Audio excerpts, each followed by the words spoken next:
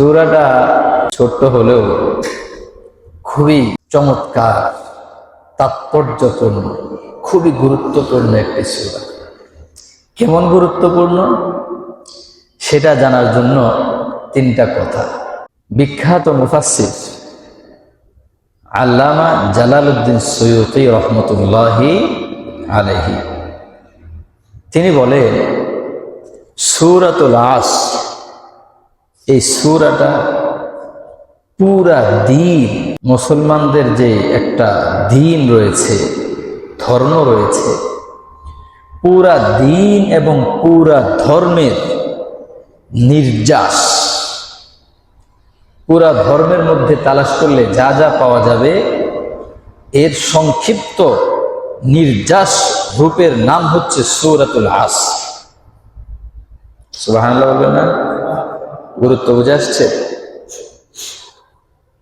স্বর্ণ বের করা হয়। স্বর্ণ কি তৈরি করে না এটার খনি আছে? স্বর্ণের খনি আছে। এটা অনেকগুলো মাটি খনন করে সেখান থেকে নির্যাস বের করতে করতে করতে করতে এক পর্যায়ে এসে 22 ক্যারেট কি হয়? স্বর্ণ হয়। সেখান থেকে নিয়েছে 1 মণ। সে 1 মণ মাটি থেকে নির্যাস বের হয়ে 22 ক্যারেট স্বর্ণ বের হয়েছে 1 আনা। সে 1 মণ মাটি আর 1 আনা স্বর্ণ, এরকম নির্যাস। তো জালালউদ্দিন সুয়ুতী রহমতুল্লাহি আলাইহি তিনি বলেন, এই সূরাতুল আসর এটা হচ্ছে মুসলমানদের ধর্মের একটা নির্যাস। অর্থাৎ মুসলমানদের ধর্মের পূর্ণ কথা সংক্ষিপ্ত রূপে এই সূরার মধ্যে চলে এসেছে।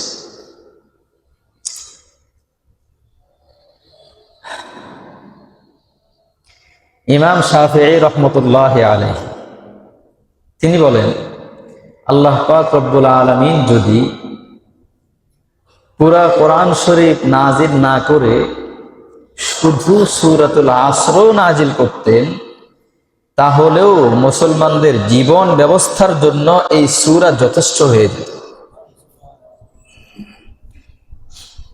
এরপর মহান রব্বুল আলামিনের মর্জি, সেটা আমাদের জন্য নিঃসন্দেহ উপকারী, তিনি নাজিল করেছেন 30 বার, 114টি সূরা।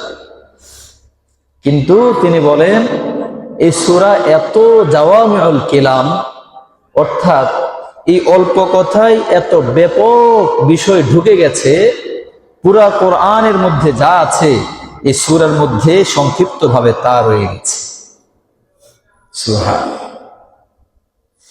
সাহাবায়ে কেরামদের আমল ছিল, সাহাবায়ে কেরাম যখন কারো সাথে সাক্ষাৎ হতো, তো সৌজন্য সাক্ষাতের পর নিজেদের প্রয়োজনীয় কথাবার্তা সারার পর একে অপরকে সূরাতুল আসর শুনিয়ে দিতেন। সুবহানাল্লাহ বলবেন না? কেন সূরাতুল আসর শুনিয়ে দিতেন? তাফসীরের কিতাবের মধ্যে এসেছে, সূরাতুল আসরের ফজিলত হচ্ছে, যেই ব্যক্তি সূরাতুল আসর পাঠ করবে গুফিরা লাহু, তাকে মাফ করে দেওয়া হবে। সুবহানাল্লাহ বলেন। এবং এই সূরাতুল আসরের মধ্যে আল্লাহ পাক রব্বুল আলামিন শেষাংশে যে 2টি বিষয়ে নির্দেশ প্রদান করেছেন, আলোচনার দ্বারা আপনারা বুঝতে পারবেন। তো মুফাসসিরে আল্লাম বলেন, কেউ যদি শুধুমাত্র সূরাতুল আসর তিলাওয়াত করে, এই সূরার উপর আমল করনেওয়ালাদের নেকি আল্লাহ তার আমলনামায় দিয়ে দিবে। সূরা পাঠ করা সহজ, আমল করা কঠিন, ঠিক নেই? কোরআন তিলাওয়াত করা সহজ, আমল করা কঠিন। তো ফজিলতের মধ্যে এসেছে, যে ব্যক্তি সূরাটা পাঠ করলো, আল্লাহ তাআলা এই সূরার উপর আমল করনেওয়ালাদের নেকি তার আমলনামায় দিবে। সূরাটা ছোট্ট, গুরুত্ব কম না বেশি? এটা ধান্যা মরিচ আছে না, মরিচটা দেখতে ছোট, ঝাল কিন্তু হেভি। আমাদের বর্তমান বাংলাদেশের জাতীয় মসজিদ নাম কি? বাইতুল মুকাররম। বাইতুল মুকাররমের খতিব সাহেব আমার চেয়ে খাটো। আমি একসাথে হেঁটেছি তো ওনার সাথে, খতিব সাহেবের সাথে একসাথে আমি হেঁটে দেখেছি। ওনার জামাটা আমার জামার চেয়ে দাম কম। ওনার তখন পরনে যে জুতা ছিল, নেটে দেখবেন জুতাটা ভাইরাল হয়েছে, ওই জুতাটা আমার জুতার চেয়ে দাম কম, কিন্তু উনি বাইতুল মুকাররমের ক্ষতি আর আমি জিলানি মসজিদের ক্ষতি। মানে মরিচটা ছোট কিন্তু ধান্য মরিচ। আল্লাহু আকবার। বাংলাদেশের সবচেয়ে বড় মুহাদ্দিস যাকে মনে করা হয়, তিনি হচ্ছেন বর্তমান বাইতুল মুকাররমের খতিব আব্দুল মালিক সাহেব দামাত বরকাতুহু। দেখবেন মানুষটা ছোট্ট খাট্টা, ভিতরে পুরাটা ভরপুর। এ কারণে রূপ দেখে মানুষ মাপা যায় না। মানুষ মাপতে হলে মানুষের সাথে চলতে হয়, ফিরতে হয়, তার আচার ব্যবহার সবকিছু দেখতে হয়, তখন বোঝা যায় সে কি আসলে মানুষ নাকি অমানুষ। ঠিক না?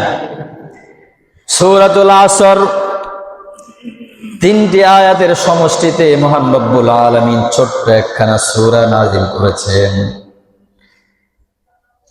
এই সূরার মধ্যে মহান রব্বুল আলামিন অত্যন্ত গুরুত্ব সহকারে দ্বীনের মোট 4টা বিষয় তিনি বয়ান করেছেন। মহান রব্বুল আলামিন সূরার গুরুত্ব বোঝানোর জন্য প্রথম আয়াতের মধ্যে তিনি কসম করে ফেলেছে। মহান রব্বুল আলামিন যেটাই বলবেন সেটাই হবে চূড়ান্ত সত্য এবং গুরুত্বপূর্ণ।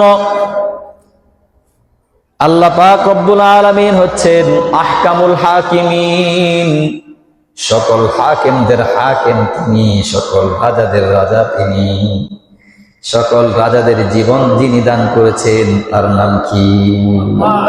আবার বলে, সকল রাজা বাদশাদেরকে রাজত্ব এবং বাদশাহী যিনি দান করেছেন তার নাম কি? সেই রাজা রাজাদিরাজ যে কথাটা বলবেন নিঃসন্দেহে সেই কথাটাই গুরুত্ব রাখে কি রাখে না? এরপরও মহান রব্বুল আলামিন অবুঝ বান্দাদেরকে বোঝানোর জন্য বহু জায়গায় তিনি কসম করেছে। মানুষ সাধারণত কসমকে মূল্যায়ন করে, কসমকে ভারী জিনিস মনে করে। যার অন্তরে আল্লাহর ভয় আছে নিঃসন্দেহে সে কসমকে বড় ভারী মনে করবে। অনেকের কাছে কসম বড় সস্তা, 1 টাকার জন্য কসম কাটে। হায় হায়, একটা বিড়ির জন্য কসম কাটে, এটা নির্লজ্জ। মুসলমান ভাইয়েরা আমার, কসম মহান রব্বুল আলামিনের কাছে বড় গুরুত্বপূর্ণ একটা জিনিস। কসম যদি কেউ ভঙ্গ করে কসমের কাফারা দিতে হবে, না হলে কবিরা গুনাহ হবে। আল্লাহ পাক রব্বুল আলামিন বলেন, বান্দারা কসমকে বড় মূল্যায়ন করবে। এই কারণে আমি রবের সব কথা গুরুত্বপূর্ণ হওয়া সত্ত্বেও তোমাদেরকে বোঝানোর জন্য কসম কাটি। মাঝে মধ্যে তিনি কসম করেন, অনেক জিনিসের কসম করেছেন রব মহান রব্বুল আলামিন। এই সূরার প্রথম আয়াতের মধ্যে যে জিনিসটা নিয়ে কসম করেছেন সেই জিনিসটার নাম হচ্ছে ওয়াল আসরি। ওয়াল আসরি মুফাসসিরিনে কেরাম উল্লেখ করেন, এই আসর শব্দ দ্বারা হতে পারে পুরা সময়টাই উদ্দেশ্য। আসর শব্দের অর্থ হচ্ছে সময়। কেউ কেউ বলেছেন নির্ধারিত একটা সময়। আমরা আসর বলতে সাধারণত কি বুঝি? দিনের শেষ বেলা। দিনের শেষ বেলা যখন সূর্য ডুবে যাবে, সূর্য ডুবার আগের মুহূর্তটাকেই আমরা আসর বলে থাকি। মুফাসসিরিনে কেরামদের মাঝে মতানৈক্য। কোন মুফাসসির বলেছেন এই আসর দ্বারা উদ্দেশ্য হচ্ছে আসরের নামাজের সময়। যতক্ষণ পর্যন্ত আসরের নামাজের সময় থাকবে এই সময়ের সমষ্টির নাম হচ্ছে ওয়াল আসরি। আবার কোন মুফাসসির বলেছেন না না, আসর শব্দের অর্থ হচ্ছে মুতলাক সময়। এই সময় একটা ব্যাপক, কতদূর সময়কে সময় বলা হয়, কতটুক টাইমকে সময় বলা হয়। কোন মুফাসসিরিনদের ভাষায় আল্লাহ পাক রব্বুল আলামিন পৃথিবী সৃষ্টি করার পর থেকে কিয়ামতের আগ পর্যন্ত যেই টাইম রয়েছে এই টাইমটাকে সময় বলা হয়। অর্থাৎ সময়ের পরিবর্তন ঘটবে, কিয়ামতের আগ পর্যন্ত সময়ের পরিবর্তন ঘটবে। কিয়ামত যখন সংগঠিত হয়ে যাবে, মানুষ জান্নাত জাহান্নামে চলে যাবে, তখন সময়ের আর পরিবর্তন ঘটবে না। সময় এক অবস্থায় এসে দাঁড়িয়ে যাবে। সেই সময়টা এই আসর দ্বারা উদ্দেশ্য না, অর্থাৎ দুনিয়া সৃষ্টির পর থেকে কিয়ামতের আগ পর্যন্ত যতদূর সময় আছে ওয়াল আসরের মধ্যে এই পুরা সময়টার উদ্দেশ্য করা হয়েছে। মহান রব্বুল আলামিন সময়ের কসম কেটেছেন। তিনি বলেন ওয়াল আসরি, ব্যাপক অর্থে নিলে সময়ের কসম করে বলছি। আর যদি ব্যাপক অর্থ না নিয়ে শুধু আসরের সময় উদ্দেশ্য নেওয়া হয়, তাহলে মহান রব্বুল আলামিন বলেন আমি আসরের সময়ের কসম করে বলছি। আল্লাহ পাক রব্বুল আলামিনের রীতি, সময়ের মূল্যায়ন করতে গিয়ে মহান রব্বুল আলামিন কোরআনে কারীমের বিভিন্ন জায়গায় কখনো আসরের কসম কাটেন, আবার কখনো ফজরের কসম কাটেন। তিনি বলেন ওয়াল ফাজরি ওয়া লায়ালিন আশর, আল্লাহ পাক ফজরের নামাজের কসম করেছেন। ওয়াল লাইলি ইযা ইয়াগশা, রাতেরও কসম করেছেন তিনি। আবার দোহা এবং চাঁদের সময় যখন সূর্য উদিত হয়ে আকাশের অনেক উপরে উঠে যায়, রোদের তাপ যখন শুরু হয়ে যায়, ওই সময়কে চাঁদ বলা হয়। কি বলা হয়? আল্লাহ পাক রব্বুল আলামিন ওই সময়ের কসম করেছেন ওয়াদ-দুহা ওয়াল লাইলি ইযা সাজা। সময় মহান রব্বুল আলামিনের কাছে বড় গুরুত্বপূর্ণ একটা জিনিস। এই সময়ের মূল্য এবং দাম বোঝানোর জন্য মহান রব্বুল আলামিন সময়ের কসম করেছে। যেন মহান রব্বুল আলামিন বলেন বান্দা আমার, কিভাবে তোমাকে বুঝাবো? তোমার হায়াত মানি হচ্ছে সময়, সময় মানি হচ্ছে হায়াত। সময় নেই, সময়ের মূল্য সেই ব্যক্তি বুঝে যে ব্যক্তি রেল স্টেশনে পৌঁছার 1 মিনিট আগে রেলটা ছেড়ে দিয়েছে। সেই ব্যক্তি জানে আমার এই 1টা মিনিটের কতটা গুরুত্ব। বুঝলেন? আর একজন মানুষ লাইফ সাপোর্টে আছে, হসপিটালে নেওয়ার 1 মিনিট আগে তার মৃত্যু হয়ে গেছে। ডাক্তার চেক আপ করে বলে যদি 1 মিনিট আগে আসতে পারতেন এই ব্যক্তিটার জীবন নিশ্চিত হয়ে যেত। এখন এই ব্যক্তি জানে, এই ব্যক্তির আত্মীয়রা জানে এই ব্যক্তির একটা মুহূর্ত, 1টা মিনিটের কত দাম। ওয়াল আসরি, এই কারণে মহান রব্বুল আলামিন বলেন বান্দা, সময়কে কত হেলায়া দুলায়া তোমরা কাটিয়ে দিচ্ছ, কত অবহেলায় তোমার মিনিট নয়, ঘন্টা নেই। দিনকে দিন, রাতকে রাত, সপ্তাহকে সপ্তাহ, মাসকে মাস তুমি অবহেলায় কাটিয়ে দিচ্ছ। বান্দা, সেদিন বুঝে আসবে যেদিন দেখবা তোমার প্রতিটা শ্বাস তুমি আইসিইউতে কিনে নিতে হচ্ছে লক্ষ লক্ষ টাকা দিয়ে। সেদিন বুঝে আসবে তোমার ফাস আনফাস, প্রতিটি শ্বাসের মূল্য কত। প্রতিটি শ্বাসের নামই হচ্ছে সময়। কি বলেন? প্রতিটি শ্বাসের নামই হচ্ছে সময়। প্রতিটি সেকেন্ডে আমি আর আপনি যতটি শ্বাস ফেলছি আবার নিচ্ছি, আমার এই শ্বাস নেওয়া আর ছাড়া এই দুইটার নামই হচ্ছে জীবন, এই দুইটার নামই হচ্ছে সময়। প্রতিটি শ্বাসের মূল্য কত সেদিন বোঝা আসবে যেদিন তোমার শ্বাস ফুরিয়ে যাবে। আল্লাহ পাক রব্বুল আলামিন তোমার হায়াতের মধ্যে কত কোটি বার তুমি শ্বাস নিবে, আবার কত কোটি বার তুমি শ্বাস ফেলবে, ততবার তোমার জন্য নির্ধারণ করে রেখেছে। হয়তো হায়াতের শেষ প্রান্তে গিয়ে কিছু শ্বাস তুমি কিনতে হবে।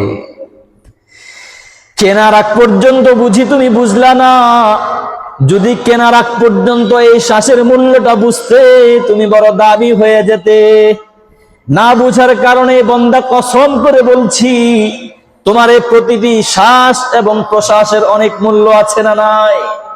আল্লাহ পাক রব্বুল আলামিন আমি আর আপনি, আমার আর আপনার মতো অবুঝ বান্দাকে বুঝানোর জন্য তিনি কসম করে বলছেন ওয়াল আসরি, বান্দা সময়ের কসম করে বলছি।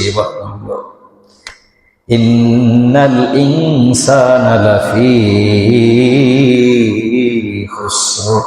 আল্লাহ পাক রব্বুল আলামিন বলেন, প্রথমে শপথ করলাম ইন্নাল ইনসানা, এরপর আবার তাকিদ দিয়ে বললাম, গুরুত্বপূর্ণ বোঝানোর জন্য একটা শব্দ ব্যবহার করেছি ইন্না। আরবিতে ইন্না দ্বারা কোন বিষয়ের গুরুত্ব বোঝানো হয়, তাকিদ করা হয়, দৃঢ় করা হয়। আমরা বাংলাতে ব্যবহার করি অবশ্যই, আমরা বাংলাতে ব্যবহার করি সুনিশ্চিত। আল্লাহ পাক রব্বুল আলামিন বলেন ইন্না, ইন্নাল ইনসানা লাফি খুসর। দুনিয়ার মধ্যে যত মানুষ আছে, ইন্নাল ইনসান, এই আলিফ লাম আল ইনসানের মধ্যে শুরুতে যে আলিফ এবং লাম রয়েছে আল ইনসান, এটাকে মুফাসসিরিনদের ভাষায় বলা হয় আল আলিফ ওয়াল লাম লিল জিনসি, অর্থাৎ পুরা মানব জাতিকে বোঝানোর জন্য এই আলিফ এবং লাম আনা হয়েছে। কোরআনের ভাষা বড় চমৎকার। প্রতিটি অক্ষর, প্রতিটি বর্ণ, প্রতিটি হরফের মধ্যেই আল্লাহ পাক রব্বুল আলামিনের কোনো না কোনো হিকমত উল্লেখিত আছে। সেটা আমি আপনি হয় বুঝি না হয় বুঝি না। মহান রব্বুল আলামিন কোন একটা অক্ষর, কোন একটা হরফ বেফায়দা উল্লেখ করেন না। আল্লাহ পাক রব্বুল আলামিন বলেন, দেখো সময়ের কসম করে বলছি, আরো তাকিদ দিয়ে বলছি, দুনিয়ার মধ্যে যত মানুষ আছে, মানুষের যত জাত আছে, সবগুলোই লাফি খুসর। এখানে আরেকটা লাম, লামে জবর যদি হয়, আরবিতে যখন লাম জবর লা আসে, এই লামটাও তাকিদের অর্থে ব্যবহার হয়। আল্লাহু আকবার। একটা জিনিস বোঝানোর জন্য মহান রব্বুল আলামিন তিনটা তাকিদ নিশ্চয়তাবাচক শব্দ ব্যবহার করেছেন। এক নম্বরে তিনি সময়ের কসম করে বলেছেন, কারণ সময় ছাড়া মানুষ হয় না, জীবন ছাড়া মানুষ হয় না, এ কারণে প্রথমে সময়ের কসম করেছেন, পরবর্তীতে ইন্না শব্দ এনে কসম করেছেন, এর পরবর্তীতে আরেকটা শব্দ এনেছেন লাফির মধ্যে লাফি খুসরিন। নিঃসন্দেহে দুনিয়ার মধ্যে যত মানুষ আছে সকলেই ক্ষতির মধ্যে নিমজ্জিত।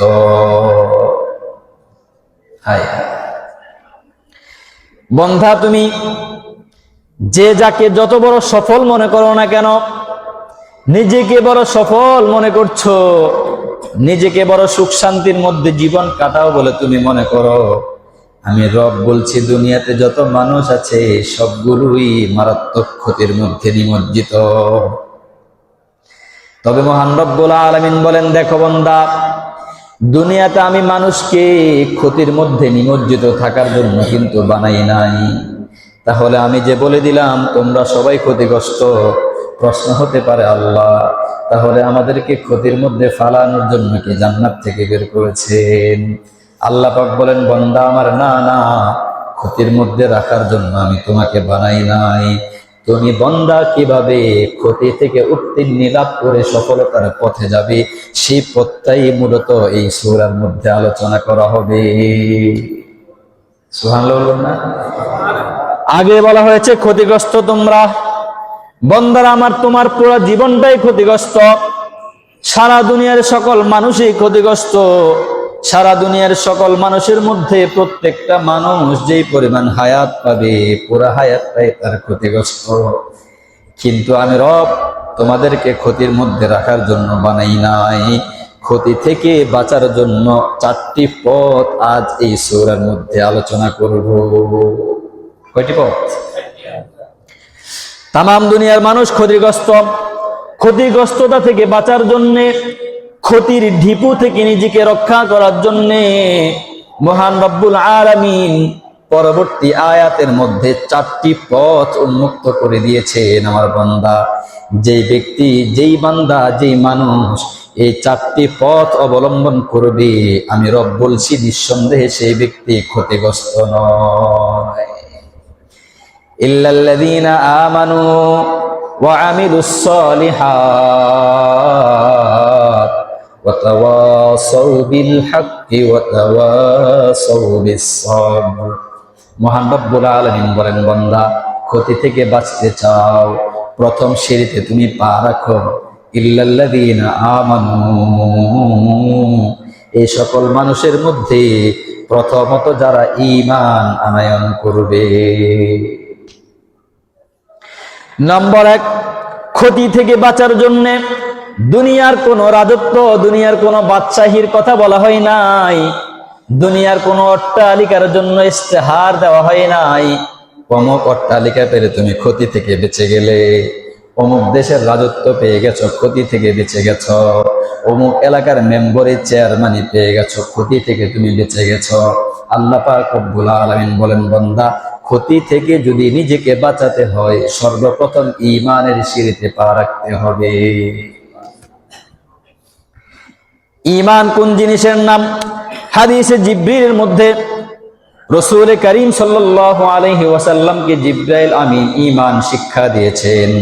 আল ঈমান আন তাশহাদা আল্লা ইলাহা ইল্লাল্লাহ ওয়া আন্না মুহাম্মাদুর রাসূলুল্লাহ।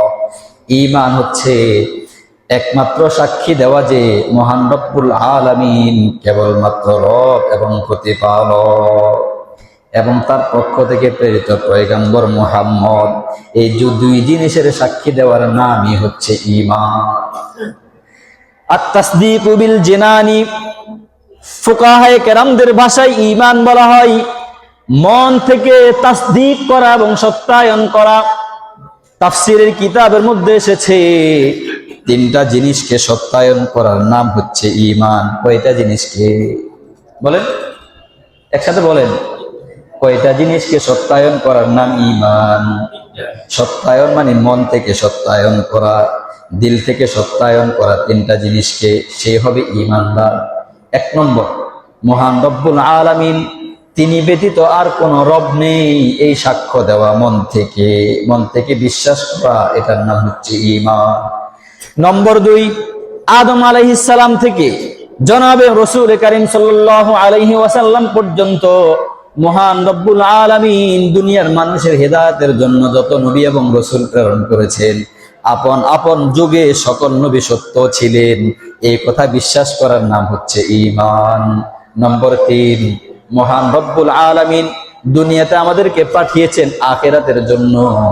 দুনিয়ার হায়াতকে পাড়ি দিয়ে একদিন আখিরাতে যেতে হবে, কবরে যেতে হবে, সওয়াল জবাব হবে, হাসরে যেতে হবে, হিসাব নিকাশ হবে। সেখান থেকে হিসাব নিকাশের পাল্লা শেষ হওয়ার পর কারো জন্য জান্নাত হবে, কারো জন্য জাহান্নাম হবে। এই বিশ্বাস রাখার নাম হচ্ছে ঈমান। দুনিয়ার জীবনের সকল আমলের হিসাব একদিন আল্লাহ পাক রব্বুল আলামিন নিবেন কি নিবেন না? এই সকল হিসাবের বিশ্বাস করার নাম হচ্ছে ঈমান। তাহলে মহান রব্বুল আলামিন বলেন, 1 নম্বর, দুনিয়ার সকল মানুষ ক্ষতিগ্রস্ত, ক্ষতি থেকে নিজেকে বাঁচাতে হলে 1 নম্বর সিঁড়ি ঈমানের পাল্লায়, ঈমানের সিঁড়িতে তোমাকে পা জমাতে হবে। নম্বর 2, ইল্লাল্লাযীনা আমানু ওয়া আমিলুস সলিহাত। আল্লাহ পাক রব্বুল আলামিন বলেন, বান্দা, ঈমানটা অন্তরে ধারণ করেছো, ঈমান নামক বৃক্ষ তুমি অন্তরের মধ্যে রোপণ করেছো। এখন এই বৃক্ষকে তুমি সতেজ এবং সচল রাখার জন্য কিছু কাজ করতে হবে, কি হবে না? ফল গাছ রোপণ করেছেন আপনি, ফল গাছের কোনো পরিচর্যা নেই, ফল গাছের ডালপালা নেই, ফুল ফল নেই, এই ফল গাছ কেউ রাখে না, এই ফল গাছ অচিরেই মারা যাবে। যে গাছের মধ্যে পাতা নেই, মানুষ ভেবে নেয় এই ফল গাছটা অচিরেই মারা যাবে। ফল গাছ আছে, ডালপালা নেই, এই ফল গাছের কোনো মূল্য নেই। ফল গাছ আছে, ফল নেই, এই ফল গাছের কোনো মূল্য নেই। এ কারণে মহান রব্বুল আলামিন অন্য আয়াতের মধ্যে ঈমানকে একটা পবিত্র বৃক্ষের সাথে তুলনা করেছে। ওয়ামাসালু কালিমাতিন তাইয়্যিবাতিন কাশাজারাতিন তাইয়্যিবাতিন আসলুহা তাবিতুন ওয়া ফারউহা ফিস সামা। আল্লাহ পাক রব্বুল আলামিন বলেন, ঈমান এটা একটা বৃক্ষ, যে বৃক্ষের মূল ও জমিনের গভীরে পৌঁছে গেছে, এটার ডালপালা আসমান পর্যন্ত পৌঁছে যাবে। মুফাসসিরিনে কেরাম বলেন, ঈমান বৃক্ষের ডালপালা এবং ফল ফলাদির নামই হচ্ছে আমলে সালেহ। ওয়া আমিলুস সালিহাতি। আমার বান্দা, ক্ষতি থেকে বাঁচার জন্য নিজের মনের মধ্যে ঈমান নামক বৃক্ষ তুমি রোপণ করেছো। এই বৃক্ষকে তুমি লালন পালন করতে হবে, পানি ঢালতে হবে, বৃক্ষের মধ্যে সার করে দিতে হবে, বৃক্ষকে তুমি তরতাজা রাখতে হবে। তরতাজা রাখার জন্য যে সকল পথ রয়েছে ওই সকল পথের নামই হচ্ছে ওয়ামিলুস সলিহাত। দুনিয়ার মধ্যে মহান রব্বুল আলামিন ঈমানের পরে যতগুলো বিধি নিষেধ আরোপ করেছেন সকলগুলো বিধি নিষেধ পালন করার নামই হচ্ছে আমলে সালেহ। তাহলে মহান রব্বুল আলামিন ক্ষতি থেকে বাঁচার জন্য যে 4টি জিনিসের কথা বলেছেন, প্রথম নম্বর হচ্ছে ঈমান আনয়ন করতে হবে, দ্বিতীয় নম্বর হচ্ছে ঈমান নামক বৃক্ষকে সতেজ রাখার জন্য আমলে সালেহ করতে হবে। যারা মনে করে ঈমান হচ্ছে কেবলমাত্র মনের জিনিস, উপরে উপরে কোনো আমল নেই, আমরা শরীয়ত মানি না, আমরা কেবলমাত্র তরিকত আর মারিফত মানি, ওরা মুখে মুখে যদিও তারা মনে করে আল্লাহকে মানে, মূলত তারা আল্লাহকে মানে না। কারণ আল্লাহ বলছে ঈমান মনের জিনিস, ঠিক আছে, কিন্তু ঈমান নামক বৃক্ষটাকে সতেজ রাখার জন্য উপরের আমলও দেখাতে হবে, কি হবে না। এ কারণে মুফাসসিরিন কেরাম বলেছেন ঈমান এটা হচ্ছে একটা মাদার বোর্ডের নাই, কিসের নাই, মাদার বোর্ড আছে না, এই যে আইফোনের মাদার বোর্ড আছে, আবার মাদার বোর্ডকে পরিচালনা করার জন্য একটা ডিসপ্লের প্রয়োজন হয় কি হয় না, কথা বলেন না কেন? মাদার বোর্ড ভালো কি ভালো না এটা দেখার জন্য ডিসপ্লে লাগবে কি লাগবে না? আহা, আপনি ডিসপ্লে ছাড়া মোবাইল কিনবেন? আরে আমার মাদার বোর্ডটা খুবই ভালো, আপনি কিনে নিয়ে যান, ব্যবহার করতে পারবেন। ডিসপ্লে ছাড়া যেমন মাদার বোর্ড চলে না, আমলে সালেহ ছাড়াও ঈমান চলে না। সহজে বুঝলেন? যুবক সমাজ এগুলো আবার ভালো বুঝে, মাদার বোর্ড, ডিসপ্লে এগুলো আবার ভালো বুঝে। মুফাসসিরিন কেরাম বলেছেন আমলে সালেহ হচ্ছে আয়নার মতো, আয়না দ্বারা যেমন নিজের আকার আকৃতি সবকিছু দেখা যায়, আমি ভালো আছি কি আছি না আয়নার মধ্যে বুঝে আসে। এখানে মূলত আমরা যে আয়না দেখি ওই আয়না উদ্দেশ্য না, এখানে আয়নার দ্বারা উদ্দেশ্য হচ্ছে ডিসপ্লে। কি প্লে? কারণ আয়নার পেছনে আর কিছু থাকে না, কিন্তু ডিসপ্লের পেছনে অনেক কিছু থাকে, কথা বলে না। ল্যাপটপ কিনেছেন আপনি, ল্যাপটপের ডিসপ্লে আছে না?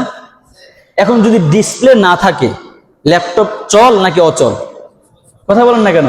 মাদারবোর্ড খুব ভালো, ভিআইপি কোম্পানি, একদম ব্র্যান্ডের মাদারবোর্ড, কিন্তু ডিসপ্লে নাই, এটা কোনো কাজে লাগানো যাবে?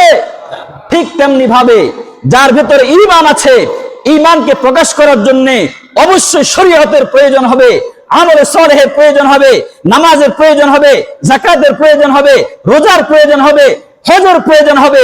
এই সব কিছু যারা মানবে না তারা মূলত অচল ঈমান নিয়ে বসে আছে।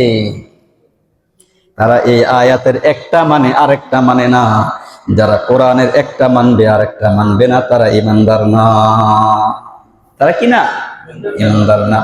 মহান রব্বুল আলামিন বলেন, বান্দা আমার, ক্ষতি থেকে তুমি নিজেকে রক্ষা করার চেষ্টা করো। যদি ক্ষতি থেকে নিজেকে রক্ষা করতে হয় তাহলে এই সূরার মধ্যে যে 4টি বিষয়ের কথা বলা হয়েছে, 4টি বিষয়কে নিজের জীবনের মধ্যে প্রতিফলন করতে হবে। 2টা জিনিসের কথা বলা হয়েছে, সামনে আরো 2টা জিনিস বাকি আছে।